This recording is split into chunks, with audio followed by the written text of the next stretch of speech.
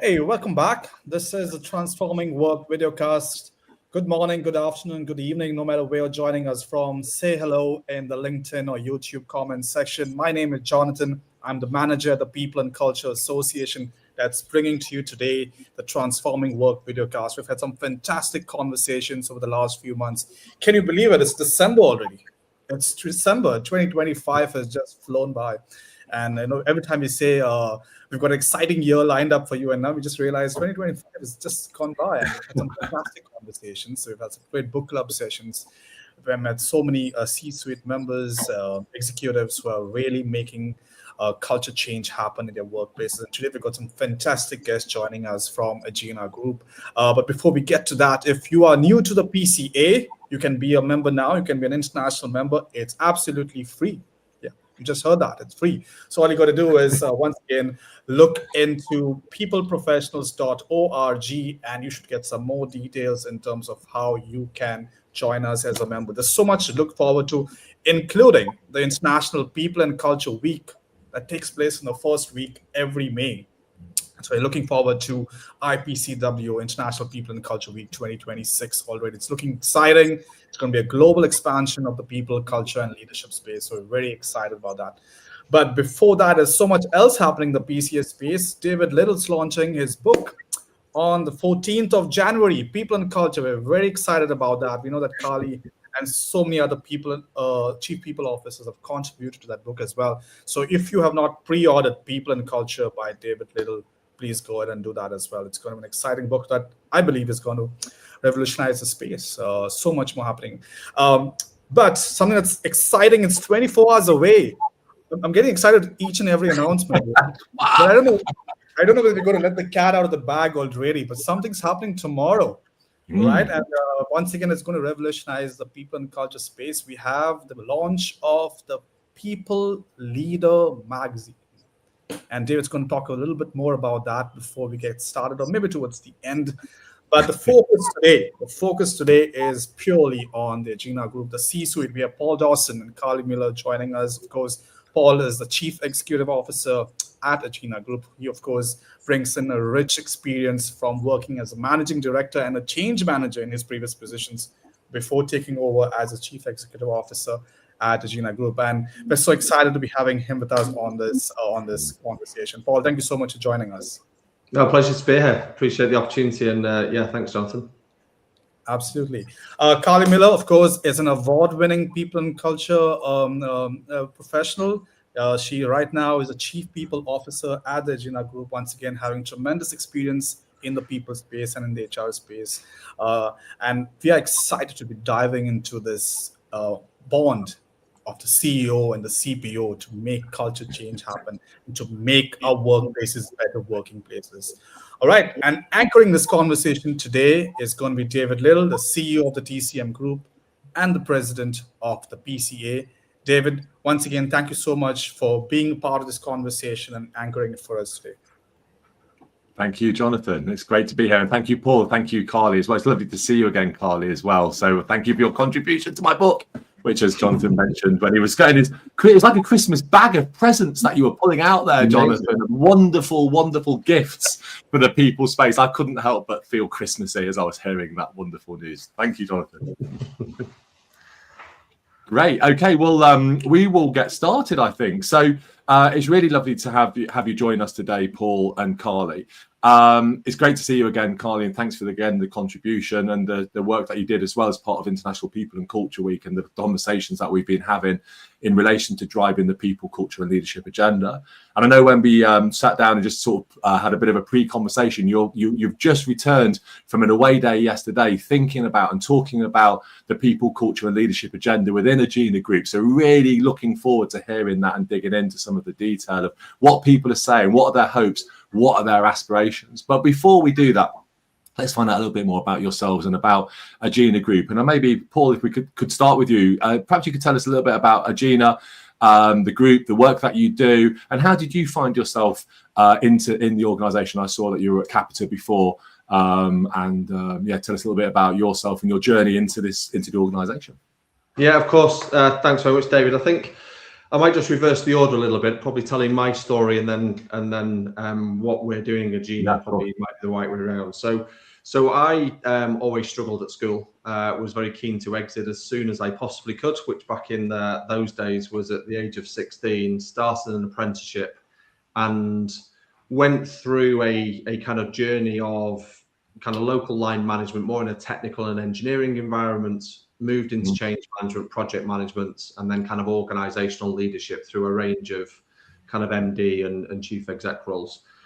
I've always worked in an environment where we're delivering a service to the public in quite a high focused environment. So historically ran the Criminal Records Bureau for the Home Office, looked after the personal independent payment assessments for DWP. We looked after electronic monitoring for the MOJ, so managing people on early release from prison or people detained in courts, and a whole range of other kind of IT-based service companies. During my time, we made a significant number of acquisitions. And if you think about Capita, we always told the story that 80% of people never chose to work there. They were either acquired or stupid. And that taught me a lot about how do you build a culture when you have people brought into that environment who didn't choose that place to work. And maybe we'll come back to that as we explore kind of culture later. I did a huge number of acquisitions in Capita, got to the point where I wanted to stand on my own. I wanted to lead an organization without the support of a corporate, and founded Agena in 2019, backed by private equity, and created an organization both through our organic growth and through acquisition. We focus on delivering services to people within a range of sectors. We are looking around how we optimize and manage people's parking assets. And parking might not sound like a really exciting topic, but there are 65 million parking events every day. And our job is to ensure there is space available for you to park when you need to park. And for the people who have an entitlement to park in a certain place, staff car parks, residential, we're protecting those for the people who need them the most. So we deliver, in my opinion, a very critical service to keep local communities moving. And it's the approach of how we do that in a really ethical, thoughtful way, which I think is important, and happy to explore more. Well, Paul, thank you very much. And what a career, what a journey, and so much experience to dig into. And one of the areas I'm always interested in is that concept of acquisition, a merger, cultural fit, cultural alignment. And I really like the way that you framed it about 80% of the workforce not choosing to work in the organization, and how you motivate that workforce, how you understand their needs, which you might be doing naturally through a recruitment, onboarding, sort of the development of those relationships. So let's put a pin in that, but let's definitely come back to that conversation. But Paul, just to start to say thank you so much for joining us, and we're very, very grateful for your time today. Thank you. Thank you a lot. Carly, hi, how are you? I'm well, David. Great to see you again, and I'm really looking forward to the book in January. Wow, thank you. Yeah, so am I. It's one of those things. I'll just be glad when it's done and it's out there. I'm sure. What a way to start the new year. I know it is a nice one. And I was meeting. We're onboarding some new colleagues at the moment. So I was meeting a new colleague today. So we've got someone joining us fresh in the business on the 5th of Jan, on the same time as the book happening. So quite an exciting plans for early 2026. But Carly, let's find out a bit about yourself and your story and journey into Agena Group. Yeah, sure, absolutely. So I guess for me, I was one of those who I never interviewed to be part of the Agena Group. I was acquired, and that's one, I guess, area and aspect of my role that is slightly different to the rest of our board. But for me, really helps me to lead with that, with empathy for all of our employees who go through that acquisition process. I guess even just starting right back at the beginning of my career, I was always really quite envious of those people who knew exactly what they wanted to do as they finished school, college, university, whatever that might have been.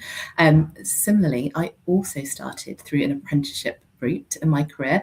I worked in account management and business development roles before realizing that actually HR and people and culture was where I really wanted to go. And that actually came as an epiphany moment to me as part of my apprenticeship in a learning and development session. It was a facilitated session on goal setting. And I thought, that's what I want to do. It made such a huge impact to me as an individual at the time. I ended up leaving and pursuing my goals to go and travel, which was incredible, to underprivileged children while I was there. Thought, this is great. I'm going to go. Did a teaching degree at the time and thought, this is all kind of coming together to me. But actually, as I'm sure we'll explore a little bit, I've really found, particularly working in the kind of business development roles, really quite helpful in my role now in people teams. So I've worked in a few different industries, from construction to financial services, both regulated and non-regulated industries as well. Been subcontractors for the NHS as well. So finishing up at what was Agena Group now. Amazing. So you're one of the 80% of people that we heard Paul talking about who hadn't chosen the organisation. Now you know what you know. Would you be choosing the organisation? Oh my goodness me, absolutely, in a heartbeat. And I think, you know, along that kind of journey, sometimes thinking, why is this happening? And of course, we go, why is this happening to me? And you think, you know, you go through, don't you, all the different feelings, and it can be really quite nerve-wracking. We all have our bills to pay, you know, mouths to feed, etc., and thinking, I don't know what's going to happen to me, and we go into this kind of bubble sometimes. I'm so grateful that I've gone through that myself, to know a little bit about how some others might be feeling, and really bringing that approach as we work on M&A is really important to me, and I think is really significant as we go through transitions and changes. Leading certainly with that empathetic approach always serves us quite well. That's really interesting. You placed empathy at the heart of that sort of approach and the sort of drivers for change through acquisition. I'm going to come back to yourself, Paul. I think you've set the ground really clearly there, Carly, in terms of the sort of ethos that's created within Agena. But it's great to speak to a chief executive, the person who established the organisation and driving the organisation forward. And I'm really kind of keen to hear your thoughts, Paul, in terms of the concept of culture and people. I've spoken to many leaders over the years, some of whom see this as sort of a fundamental to the organisation. But many others see this as soft stuff. It's not about the kind of helping to achieve the hard business metrics. It's an afterthought. It doesn't sit on the balance sheet. It's not something necessarily your PE funders are particularly concerned with when it's around shareholder value, wealth generation, and return on investment. Just to kind of dig in a little bit through your lens as the CEO, where do you position the sort of people and culture agenda, and how do you see it, if indeed you do, in terms of helping you to deliver a return on investment for your PE backers? Yeah, it's. I was smiling, David, because I could probably think about some of the people you in both of those categories. I think I'm sure. Look, a huge amount of my role is focusing on, you know, return on investment, generating value in the equity in the organisation that we built. I see those very much of an output of everything that we do. That's a measurement of our success as an organisation from a financial and commercial perspective. My LinkedIn profile talks about a model of the 3 Ps, which I was introduced to by a coach I had many years ago, and I live by today. And those 3 Ps are people first, product second, profit by default. I've tried to change that order and every combination, and it just doesn't work. My attitude is always, if we create an environment where people feel welcome, people feel safe, we love to build a culture where failure is celebrated, because failure is a demonstration about pushing. Failure is a demonstration about people pushing personal boundaries, us pushing boundaries with customers, differentiation in terms of product. That's a demonstration of a culture which I love to embrace, is people knowing they can give something a try, pushing themselves into an environment where they're not comfortable, and backing us to either deliver, realize that was a bad idea, and change course. I think there is, in every organization I've ever worked, the most valuable asset we have is people. And I think it's so easy to focus on the outputs that are important rather than the things which enable everything we try to do. We're private equity backed. Our focus is about growth. It's about differentiation in the market. It's about how we show longevity of our proposition and our value to our next investors. The only way I do that is by having a workforce who are pushing the boundaries, differentiating by our customers and our suppliers, and focusing really hard about continuing to develop our proposition. If we do all those things right, all of the financial metrics look after themselves. And your PE backers kind of subscribe to that. I mean, I guess are they automatically subscribe to that position? Because of the three Ps, is their primary focus on profit? Have you had to persuade them, or do you find them very much open to that concept of value creation being through people delivering those sort of metrics that they're looking for? Or what kind of conversations do you have to sort of shape that narrative? Yeah, so I guess the way I look at it is my job is to deliver an environment and a culture where people thrive, deliver great product. Yeah. PE's job is to measure how well we're performing financially and how well we're delivering and building equity value. I don't think it's the PE's organization to have an input or an influence on how I run the organization. Yeah. Unless I'm not hitting the aspiration on equity value. Okay. And I think it's so I think our current backers understand my style. I think that's part of the culture and the business that we operate, but it's not their role to influence. That's my job to manage and direct. And if I'm delivering against the outcomes which get measured in terms of our financial trajectory and our build of equity value, I think that keeps our investors in a place where they're very happy. But the running of the organization, the leading of this business is down to me and my exec team, not our investors.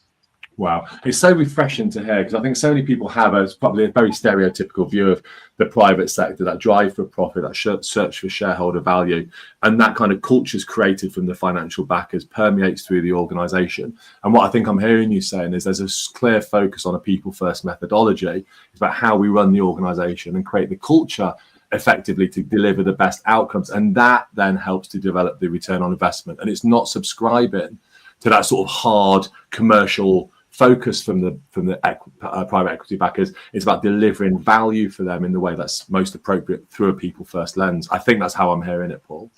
No, I think that's absolutely right, David. And I think we're a services company. What's important with our customers. We're intimate about how we bring value to them. It's important our teams, when in conversation with our customers and our partners, that we can connect on something that's important to them. And I think that's all part of how we build this mentality of kind of people first, both internally, but also with our customers. Our customers are individuals, our peoples. They have good days, they have bad days. How we engage and connect with them is incredibly important to whether we are growing with them as an organization.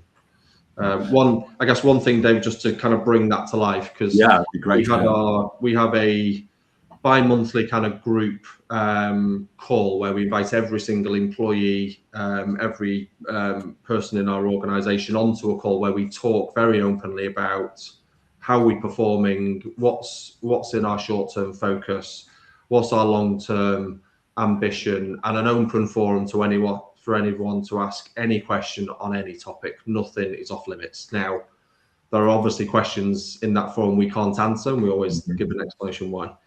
The call we did last week was a bit of a wrap up to the end of the year, and I was very reflective that I don't think we've listened enough this year.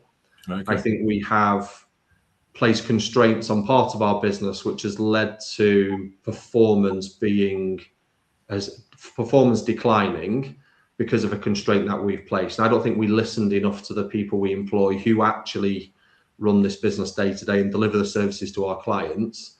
And our job as a leadership team should never to be placing constraints on our people.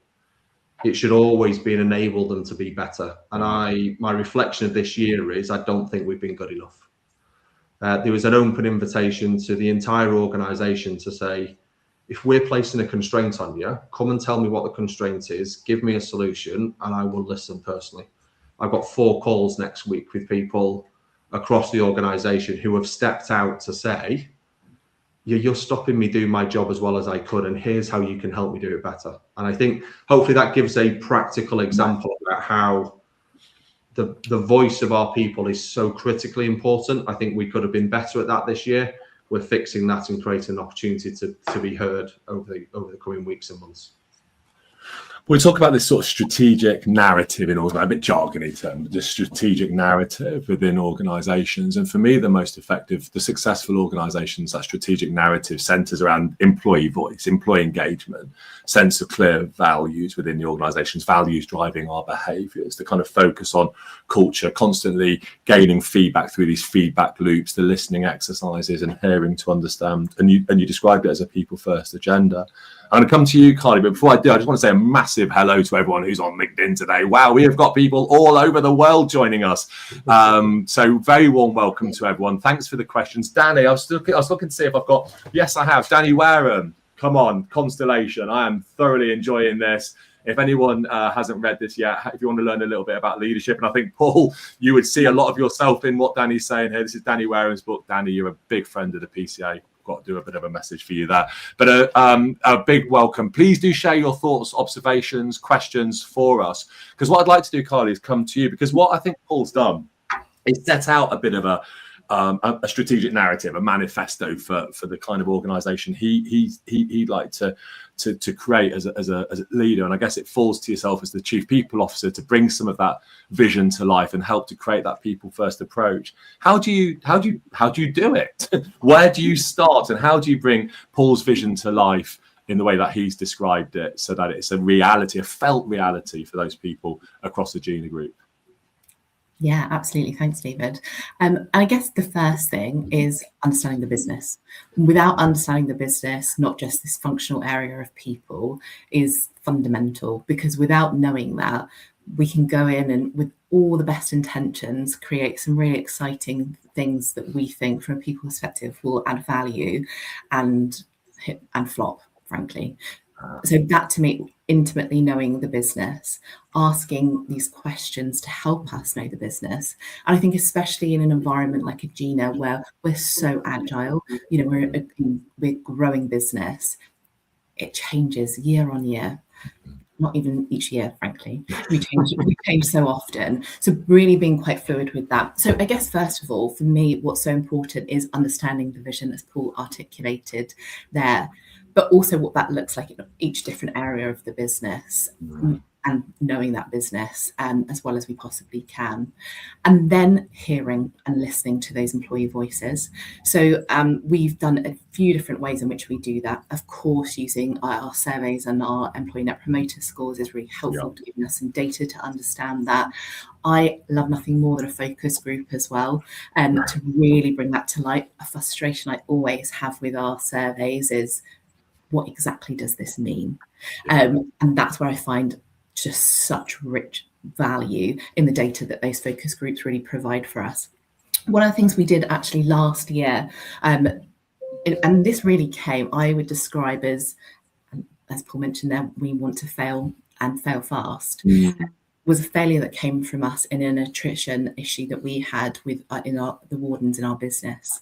And we actually, I would say, we thought we'd done as much as we could internally. I think what was really important to us there is listening, understanding what we could, and actually going, we need to get some external support with this.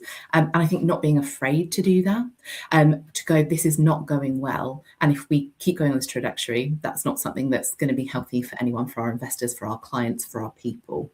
So actually kind of being brave there and going, let's look at externally. So we partnered with a behavioural scientist consultancy to support us with this piece of work. And where that felt really important was for them to have quite an anonymous party, external party that they feel that they could hopefully have a really transparent conversation with. We actually use a few different methods for that. We did use some survey, and with the survey we actually went to not just current employees, but anyone that had left over the previous 12 months to help us understand why they left. And that can look quite different over a period of 12 months. We also asked all of the current team to complete a weekly nudge of a video diary. We used the information from those video diaries that was all collected and put together to really help us understand some of those trends that we needed to think about. this was all kind of brought together, the various different data points that we had. Again, had some focus groups or some different things going on, brought that all together to work through some experiments. And I love particularly using that word experiments, because there already we're going in with a really curious mind about what this could mean. And actually, it feels like we're not kind of setting ourselves up to, this is exactly what this must look like in this neat little bow that we're putting on it. This is something that we're going to test, we're going to try, we're going to gather some data on, and we might need to adjust and pivot to really move forward. And we did, from those various experiments, working again and with part of the board, part of the employee group, various different ranges of people in our organisation, we agreed together what were the most important experiments and put those into practice. And from those various different things that we did, we actually reduced our attrition by 68%. Wow. So that was, as you can imagine, it was an enormous success. And we were delighted to see that so quickly. And actually, as of today, we have that success. But I say that with also about maybe 6 to 8 months ago, as things happen, we dipped on some of those principles that we put in place that brought us those success, because of course everyone's working so hard, and with the right intentions it can happen, right? But just bringing us that reminder of what needs to come back in, and that was all we did, quite simply, was listen to our people. We went out for the day, again, a range, including members of the board, shadowing them, out issuing PCNs with them, in the wind, in the rain, really understanding what was important to them. And without that practice, we would have just gone and done some not particularly meaningful change that actually I think just really would lead more frustrations, actually. So it was a real success. There was one area that we decided not to explore as a business at that time, and again, for all the right reasons at the time, but actually just 2 months ago, it was an area in which, and particularly with Paul's kind of guidance, we have to listen to this now as part of their reward package. And we are very happy to say, having done that piece of work now, already seeing some initial signs of some great success there. It was the type of thing, if we can change all of these other things, what could this impact have? And you have to be really, really, really brave to do that. As you can imagine, Paul particularly taking our investors through that journey. But what we're seeing already is so incredibly promising. But I think underneath all of these, great and fancy things that we can talk about and we can do, underpinning all of that was knowing our people, the leaders in particular areas across all of our business, knowing our people, knowing what motivates them, having this toolkit at their disposal that they can use is fundamental to who we are at Agena. I also think it's something that continues to be a challenge for us as we've grown. In my time at Agena, we've grown the headcount by 850%. And so whilst that's an amazing achievement for us, as Paul described as well, that's not something that has been all through organic growth, through acquisition too. We're reminded to keep that at the heart of who we are. And of course, there's that top-down approach that's particularly useful to that. Paul doing that with these micro behaviours in what he's doing is showing to the business what's actually really important to us. And I think for myself and Paul and our roles, Paul makes my life so much easier, because I don't have to get him to believe in this. And I think for any CPO, any kind of head of people, having that CEO, that MD role in your organization, it feels like gold. And I think before I started at Agena, I was getting to the point where I felt like that maybe doesn't exist anymore. It can really grind you down, and actually seeing that just really can give you that hope. And it just, in all honesty, it means we waste so much less time in having to have our voices heard.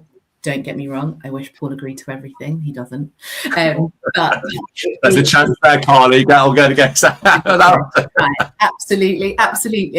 But it is so incredibly helpful. And I think particularly as we look at roles as head of people and CPOs, that is probably the most important recruitment decision you can make, is who you're reporting into is going to have the biggest impact on your role, and how open they are to embrace change and transformation. And if you're reporting into the finance department in whichever way, I would say, see if you can change those minds or run for the hills, because that just echoes the business's approach to people and culture. Wow. I mean, Paul, Carl, there's so much in there we're going to need to go back and unpack, and I can see the questions come in as well.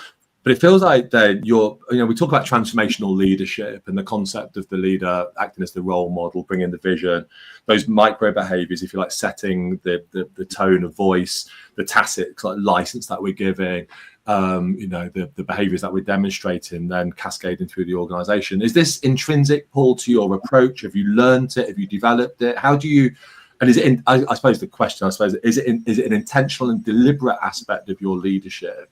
And if so, how have you developed that kind of thinking as a chief exec?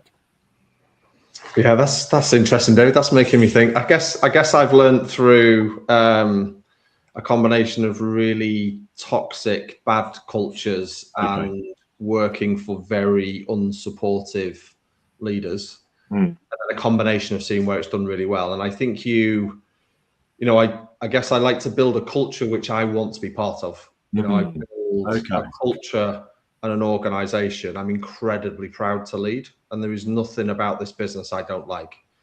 If there is something that isn't going well, I will run towards it and look to make it better. I think you have to have a real love and a passion for the business or the team that you're leading. I think it's irrespective of anyone with that responsibility of people in any form. You've got to have a real passion to enable them to be the best they can. My job leading this organization is not for people to feel constrained. My job is to enable them to do the best job they can and to be the best version of themselves they can. And I think if you have an environment where you feel stretched, I can't recall a scenario where I've employed somebody who is like the most experienced person who can do the job I'm wanting to fill. I always want to fill a vacancy with someone who will see stretch in that role. Someone who's not quite qualified, but has all the potential to deliver where we need to be. And I think you are at your best when you're feeling stretched. As Carly knows, I run towards feeling uncomfortable. It is my favorite place to be. I will run towards an environment where I'm not the most knowledgeable person in the room. It's an area where if I'm stretched and I'm uncomfortable, I'm learning, I'm developing, that's when I perform at my best. And I've lived a lot by a saying of scare yourself every day. Me and Carly have been on a bit of a journey, fair to say, Carly, with Carly's development, where I've tried to scare Carly every day and make Carly feel incredibly uncomfortable, to just test herself and be in an environment where she can just rely on her own capability and competence and remove the barriers we all put up. So I guess, David, it's a combination of good and bad from the past, but fundamentally wanting to lead an organization that I'm incredibly proud of and incredibly proud of what we do. Now, look, we can do better. There is lots of things we can do better, and the job is never done. And I think that is the mentality. Every day I want to end with the organization being a better place than we started. And I think it's that constant mentality which keeps us driving. I love that though, and I think leaning into that discomfort and being comfortable in that space and creating a space for people to stretch. Because I think that's where it stretches. And of course, we can look at how we manage and create those spaces. But in legacy models in organisations have struggled with discomfort. And you've talked about failure and the attrition and the question around the reward. And in legacy systems that we often encounter in organisations, the C-suite expects the HR function to mitigate that risk, often through policies and processes and procedures. And there's an extent within the organisation that perceives these issues as a cause of risk and potential harm to the organisation. And the people function are there to mitigate that through process. And when we spoke, Carly, for the book, you shared some thoughts about process. I can't help but read them out. And I'd be interested to hear this, because I think it's given us some guidance and steer on how we move away from risk mitigation to I've just lost my question there. And moving away from risk mitigation as a people function, to actually creating these spaces for people to not feel scared, but feel able they can lean into that space and learn and grow and develop.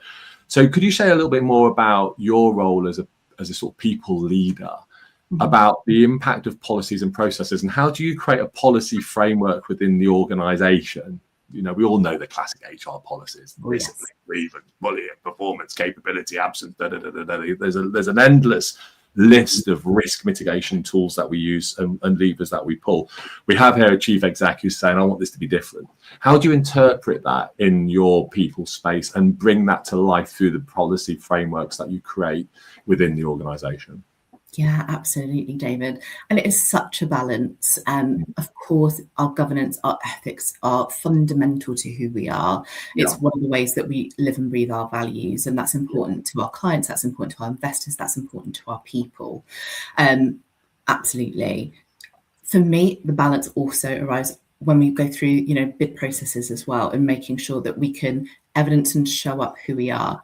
However, I frankly roll my eyes when it comes to having these lengthy policies that no one reads, no one could care less about, quite frankly.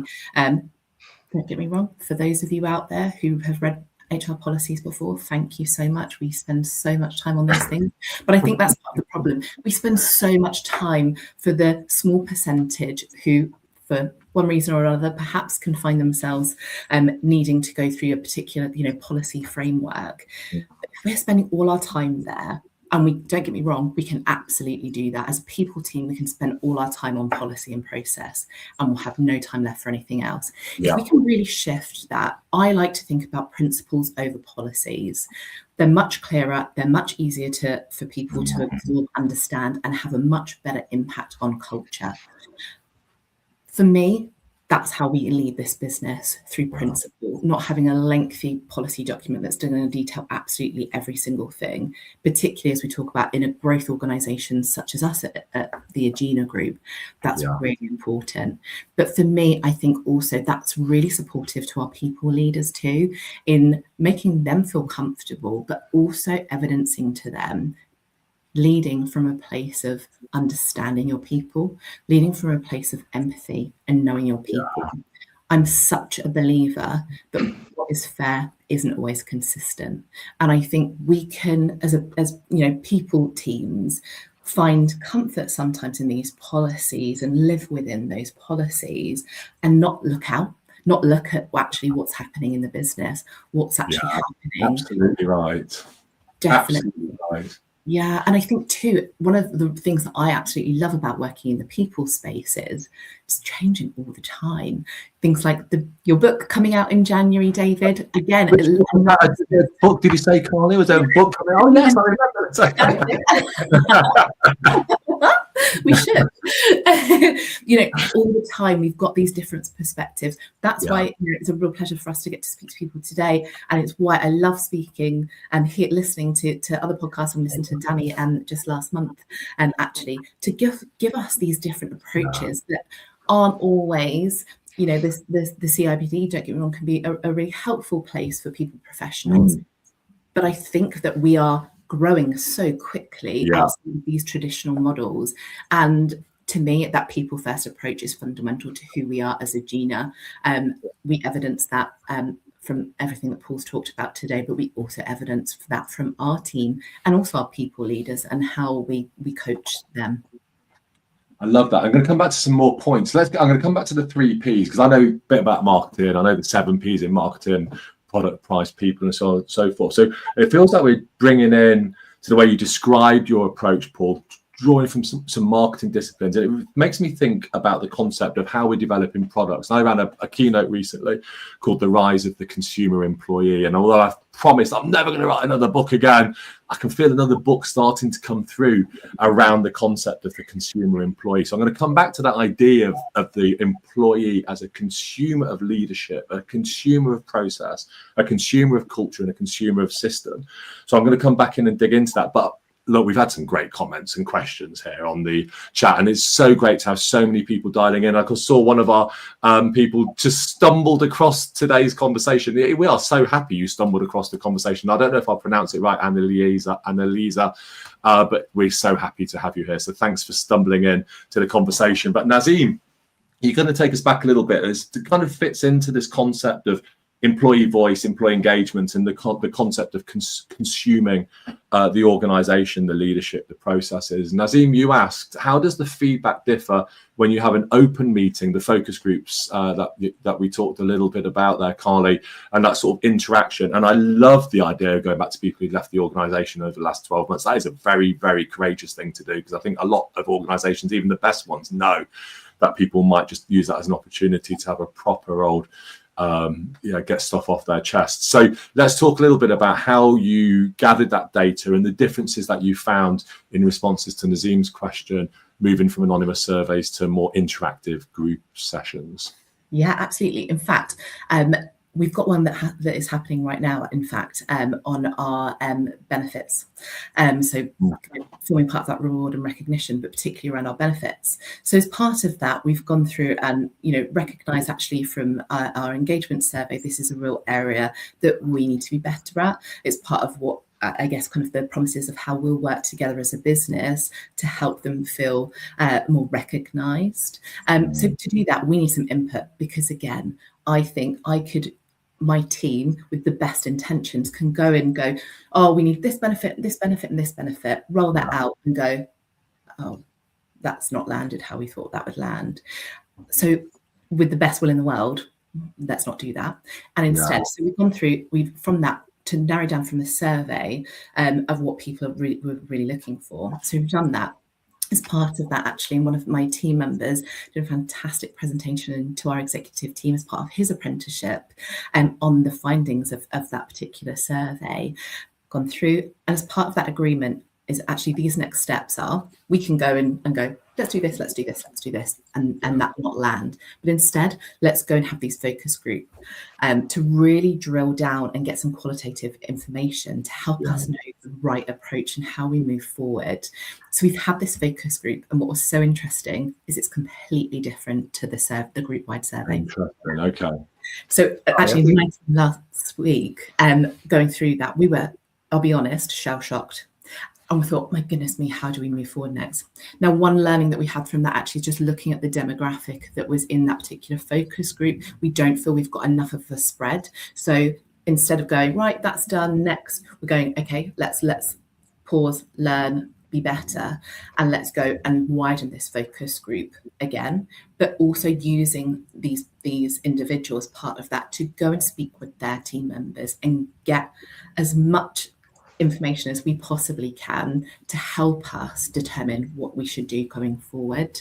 I think in any business, the people team, we try as much as we possibly can to please as many people as we possibly can. And it's just a fight we're never going to win. But what we can do with the data that we can gather is it helps us put us in the best possible scenario for that success. And look, I don't know yet how we'll finish up on the benefit system that particularly, speaks to me as something that's completely flexible, because we have that right in the working world now. The different demographic of people that we have in an organisation need different things. We've never had so many people with caring responsibilities and child rearing responsibilities in the organisation like we do now, and so what they need is different.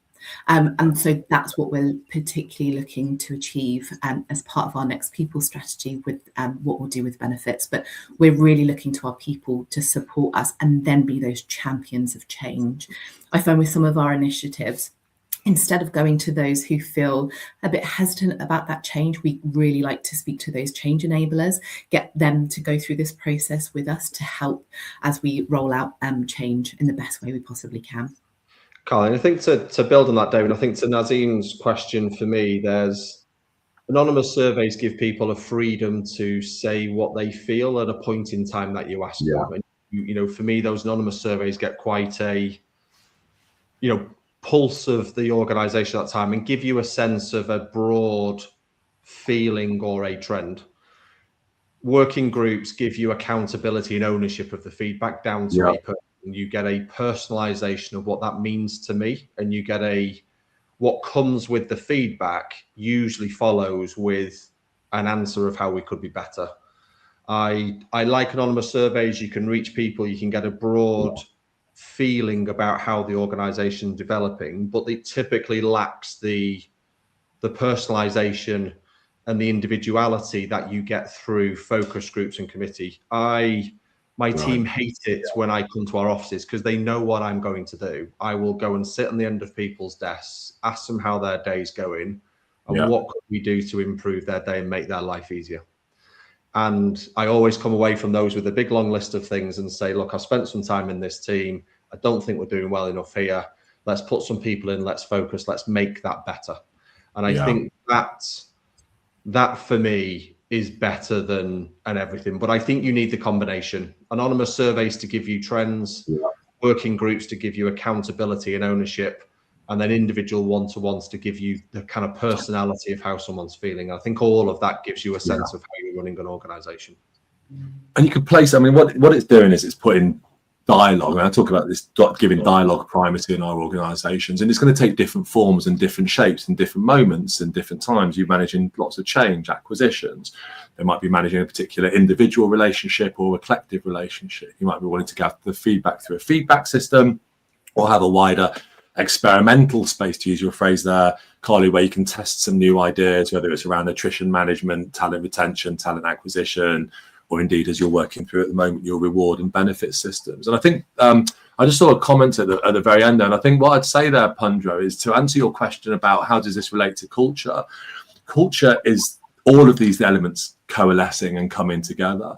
And so we can't talk about culture as a single entity. We can talk about it as an expression of our values, the way we behave, the way we feel, the way we interact, the way our leaders lead, the way we respond to conflicts and disagreements in our organization, how motivated I feel, how happy I feel. So there's a complexity within the definition of culture, which I find so fascinating to explore in these conversations. And what I'm finding so fascinating in this conversation is it's sort of reinforcing culture as a system, as in the interactions between elements of the system, but as a beautiful simplicity within that definition as well, which is about the leadership that we deliver and the spaces that we create for people to have meaning in the workforce through the discussions that you create, the way we listen, the way we hear, we create those moments. And I think I'm hearing really clearly a sort of a mantra almost from yourself, Paul, which is listen to understand, remove the constraints, provide the resources, get out of the way. I think that's probably, there's an element, I think, of that. That's what I think I'm hearing, and what you're looking for from Carly and from your chief people officer, I guess, from the organization, is to provide the framework for regulation and structure through process, but to ensure that that's flexible and agile and adaptable to create the conditions whereby that mantra that you've described can be fully expressed and delivered for your people and for the organization writ large, and of course for your investors who benefit from the return on investment, if you want to use a really crass term to describe that. And I think, David, culture is something you should feel. You know, you can write down values, you can describe the organization you want to be. You should feel the culture in your business. You should be able to walk around and see those values being played out. You know, couple of examples. We've renamed all of our meeting rooms in one of our offices against our values, and people will fight to book collaborative. You know, depending on the conversation they're having, they want to meet in ethical, because it holds the conversation they're wanting to have, and they're in that ethical meeting room. We became a carbon neutral business 2 years ago. At that time, I was driving a diesel car because we were all encouraged to do that many years ago. Yes, we were. But how can I lead a carbon neutral business driving a diesel car? So I switched to 100% electric. And that for me is a demonstration of, if you believe in your culture, if you want the culture to be felt by people, you have to live it. Yeah. And I switched, I think it was a month after we became carbon neutral, to drive an 100% electric vehicle, because how could I not? If this is the organization we want to be, this is the culture we want people to be part of, how can I drive around in something that's polluting the planet? Surely I have to behave and act differently. And I think that's what I mean about feeling it. It has to be part of who you are, how you operate, how you function every day, and you have to show it through action. And I think that's a really important part for people to really connect and be part of your culture. Yeah, I would also just add to that as well, that I think that when we're thinking about culture, we really need to think about how we design that culture, because culture will happen whether we design that or not. And it is something that we should think of fluidly. It can change all the time, but actually this is something that people teams should be really taking that time to design. And we're not the only team or the only people responsible for culture. That whole business is. And certainly when we, thinking and talking at board level, everyone around that table is responsible for culture, not just me. And I think for those businesses, that's where the culture has the biggest impact.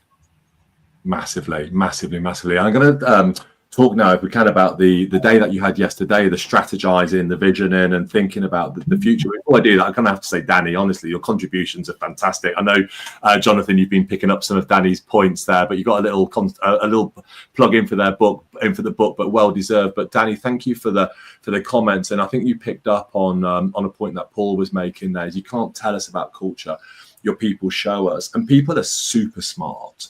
And they can intuit, and they're attuned to, because it's a feeling. You talked about culture, Paul, as being almost a subjective sense of how I feel. And we're very sort of tuned into how we feel, obviously, because there are feelings and there are emotions.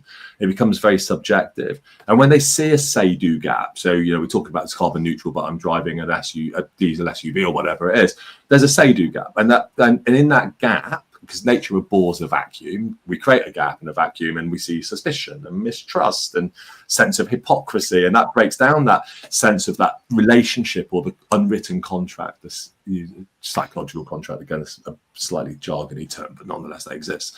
When you close the gap, there's less room for that to happen. But what we do is the cement that's closing the gap is based on trust, understanding, a desire to listen, to learn and understand. And that feels to me like a really important part of helping to understand culture is a subjective, emotive.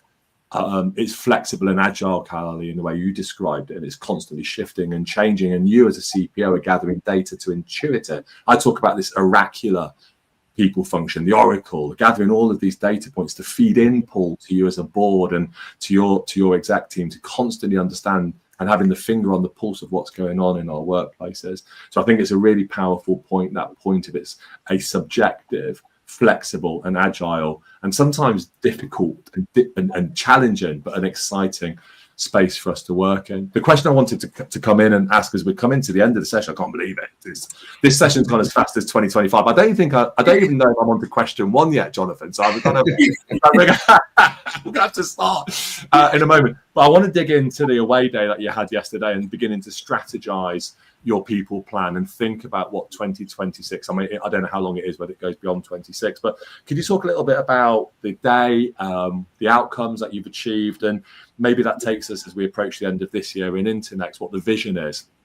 Now, you talked about reward and benefit, but what else is in there? What can colleagues across the Gina Group be looking forward to as you think more deeply about culture for the next 12, 24, 30? Carly, maybe we both do a bit of this. I wanted to share a story, David, at the very start. So I was facilitating the day for Carly and her team, so Carly could participate in the conversation rather than run it.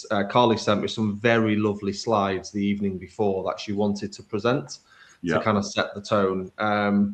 I pulled Carly 10 minutes before the session. I said, you're not using any of your slides. You just need to speak, because you don't need the slides to present. So I think taking the opportunity to make people feeling comfortable, rely on actually what they're passionate about rather than what they prepared to read out in a set of slides. And Carly did an incredible, very passionate, very personal speech to her team about what she wants this to deliver in the next 3 years. And I think that's a good example about how we push each other constantly. I think the other thing for me is, my view is there's a real privilege in leading people. You have the ability to help them form building blocks which they will rely on for the rest of their career. I can remember the first person I worked for at the age of 16, and what they taught me is a couple of the foundations which built the building blocks which I live by today. And if we can have an organization which just places one or two building blocks which support people in the rest of their career, that's a culture I'll be very proud of. And I think it's a real privilege to be able to think of someone in 10 years' time saying, that's a block I built in Agena. And I want a culture which builds these blocks for people to develop and fill their potential on. So that would be my grander ambition of what we'd want to do in the next 3 years. But I'm sure Carly can fill in some of the detail as well. So just do a come to yourself, Carly, if I can, just because I saw you were smiling when we were talking about the PowerPoint slide deck. I just want to double check on that particular one. We're going to come back to it. But it's Paul, you talked, I can't think how many times you've used the word pride or proud. And you talked about culture being a feeling, and I'm picking up there a strong sense of a desire to feel proud of what you've achieved. And you've used pride as a measure of success, I think, a few times.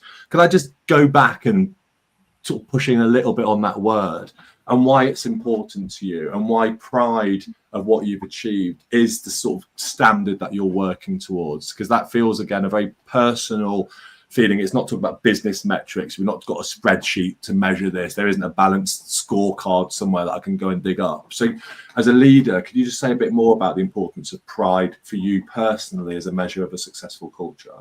Yeah, I think, when you work in an organization or you lead people, you have a material effect on people's lives. We spend a huge amount of our time on this planet working, and we spend a huge amount of our day working, and we have to take a real responsibility of the environment we create when people are in work. What makes me so thankful and so proud of leading this organization is seeing people flourish. We have a very hard metric, and internal mobility. There is nothing greater I see when people are losing their best quality people to one of their colleagues to allow them to fulfill their potential. It's in everything that we do. The thing I am most focused on is the development of our people, the realization of their potential, and create an environment where they feel supported, and have that psychological safety. Yeah. I had a lovely email from someone today following last week's group call to say, it's taken me a week to reach out to you because I think I can do something better. And if you could find a few minutes to speak to me, I think I can help. And their second paragraph was, I've worked in lots of organizations, and this is the most supportive, most enjoyable company I've ever worked for. And I can't find any greater satisfaction than receiving emails like that. We might be growing at 25% from a revenue perspective year on year. Our organic story is great. We've done lots of acquisitions. They're all lovely metrics, and they're great things to talk about with my investor. Yeah. But nothing gives me greater pride than receiving that email saying this is the best company I've ever worked for. That's what drives me on. That's where I guess the enjoyment comes from. Wow, what an insight. Fantastic. Thank you for sharing that, Paul. I think it really helps me to understand, I think for all of us to understand what really matters. Wow, thank you. Carly, we're going to come to the end of the session, so we're going to let you kind of finish off by reflecting on the day yesterday, reflecting on what Paul said there, and that movement away from PowerPoint slides to talking with passion and vision and clarity to your people. Say, how did it go? How did it feel from your perspective? And a little bit of a debrief on yesterday. Absolutely, David. And to be totally honest with you, I feel that because of having worked with Paul for a number of years now, just going in with an expectation of that kind of challenge of feeling vulnerable, and doing that. I know we hear psychological safety, it's the buzzword, isn't it, of this year, quite possibly. But that to me is Paul giving me that feedback, and I'm like, yeah, fine, let's go, let's embrace this. Yeah. And yeah. I have that absolute trust that I'm doing this in a supportive way. And when we're doing that, and we shared a few things, myself and Paul yesterday, being quite vulnerable with our people team about our journeys, our experiences, because we're leading, hopefully in a way that people know that that's okay, and can see this journey. It has not just kind of gone like this for us. So that felt really important. Yesterday was an incredible day for me and for my team. And I guess in that kind of spirit of trying to lead in a way that's demonstrating what's important to us, we did an activity called Prisoner's Friend, for those of you who might be aware of that. And that was where the whole team had the opportunity, with me sat in a chair with sitting on my hands, and I wasn't allowed to react, to give me feedback, what they'd like me to do more of, but what they'd like me to change. And we then encouraged them to have the opportunity to also sit in that seat afterwards if they would like to as well. But what I would say is, just to frame that day, is we were quite purposeful with the design of that. So when we went to this hired room, a nice really neutral territory, there were no tables, there were no chairs. People were invited to wear what felt comfortable to them, so that they were showing up as themselves on that day. And of course, you can imagine it's a little bit disarming to walk into a room when you're used to getting your laptops out and sitting there and listening to slides, but it wasn't that. We did a few different activities of the day, one of which was a coat of arms of what we're in. It's a 3-year people strategy. We kind of work in 3 years. So we're in 2028. What does our coat of arms look like? We've done it. We've achieved our people strategy, and that's all just via 4 images on that coat of arms, which was really powerful. So using that, then we then role modeled being a client, being a candidate who's been counter offered, and then also and which was really, really helpful to just kind of think through how those different conversations would go from a client perspective. How are we talking about Agena Group in 2020 and who we are? Because let's face it, our clients want to know what it's like to work with us. Who actually are we? Then doing that from that candidate perspective, where why are we that employer of choice, was a great way to really work through some of those questions and understanding to get to what it looks like. So to the team, let's not get too wrapped up in how we do this. Let's just focus on that's where we are. That's at the end of the day. And the last, but by no means least, quite possibly the most important to us, was you have a line manager, and it's in 2028. They're a bit resistant to change. How do you use this coat of arms that we've achieved as a people strategy to take them through that journey of transformation and change?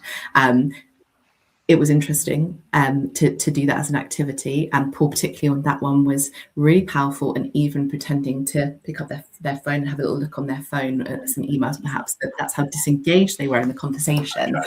But just to help us really kind of question what's important to those different stakeholders. But of course, at the forefront and of all of that is our employees and what's important to them. And we're trying to design a people strategy that not only encompasses the strategic ambition of our business, but also to our people, and really ensuring that we've got the opportunity for our people to be the best version of themselves at work. Carly, I think, and David, I know we need to finish. 2 things I'd very quickly say is, one is, for every CPO listening, invite your chief exec to sit in your CPO off-site day for the day. Yeah, if they don't want to be there, ask them why the people that they lead are not important to them. Yeah. And if they are there, push them hard to describe what would make them feel proud in leading this organization, and use that as your fuel for your strategy. The last thing I'd say is what we did yesterday is we lived at the end of this strategy, and we spent time living in 3 years' time of what it felt like. We didn't spend the day yesterday dealing with all the things that we need to do to get there. We spent the day living in the future. And I think if you live every day in the place you want to be, it's so much easier for that to become a reality.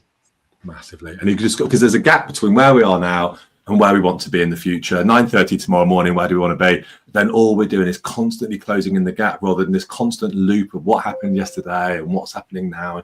So, and we can learn from the past, but we need to think about what that future looks like. And then we have the agency and the ability, we remove in the constraints, creating the spaces, creating those conditions for people to embrace that potential future and having agency in shaping it. And that's really what's come through so powerfully in the conversation and the leadership that you're jointly delivering, and that you're delivering, Paul and Carly, yourself, within the organization, to create those moments and to shape that space. And who knew heraldry would be such a powerful way of helping to do that? I love that. I want to see those shields, and obviously being a bit of a mediator myself, a bit of jousting as well might be bringing, but let's not go down too far.